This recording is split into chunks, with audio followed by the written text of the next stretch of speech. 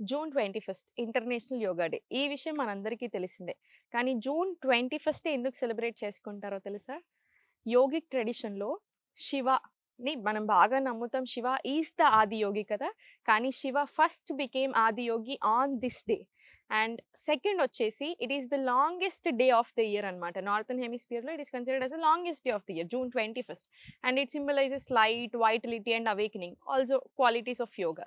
So ఈ 2 reasons. And ఈ 2 reasons వల్ల 21ని యోగా డే లాగా సెలబ్రేట్ చేసుకోవడం జరిగింది. అండ్ ఇంకో విషయం మన పీఎం నరేంద్ర మోడీజీ గారు 2014 యూఎన్ స్పీచ్‌లో ఇంటర్నేషనల్ యోగా డే లాగా చేద్దామని చెప్పగానే డిసెంబర్‌లో with the support of 177 countries so మన 21ని ఇంటర్నేషనల్ యోగా డే లాగా డిక్లేర్ చేశారనమాట.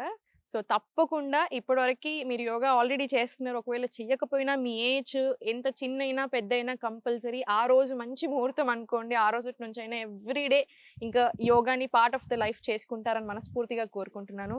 ఓం నమః శివాయ.